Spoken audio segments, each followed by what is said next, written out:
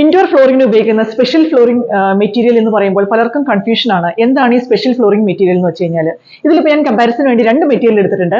അതിൽ ഒന്നാമത്തെ മെറ്റീരിയൽ എന്ന് പറഞ്ഞാൽ വിനൈൽ പ്ലാങ്ക്സ് ആണ്. ഇത് ബേസിക്കലി 15 സെന്റിമീറ്റർ വീതിയിൽ ഒരു 1 മീറ്റർ ലെങ്ത്തിൽ, അതിന്റെ തിക്നെസ് വരുന്നത് ഒരു 1.5 mm 2 mm കനത്തിലൊക്കെയാണ് ഇതിന്റെ തിക്നെസ് വരുന്നത്. ഇതിന്റെ ആപ്ലിക്കേഷൻ എന്ന് പറഞ്ഞു കഴിഞ്ഞാൽ നമ്മൾ ലെവൽഡ് കോൺക്രീറ്റ് പ്ലാസ്റ്റർ ചെയ്ത സർഫസിലേക്ക് ഗ്ലൂ വെച്ചിട്ട് നമ്മൾ ഒട്ടിക്കുകയാണ് ചെയ്യുന്നത്. അതേസമയം എൻ്റെ ഈ റൈറ്റ് സൈഡിൽ ഞാൻ എടുത്തേക്കുന്നത് ലാമിനേറ്റഡ് ഫ്ലോറിംഗ് ആണ്. ഇതിന്റെ ബേസിക്കലി കോർ മെറ്റീരിയൽ എന്ന് പറഞ്ഞാൽ HDF ബോർഡാണ്.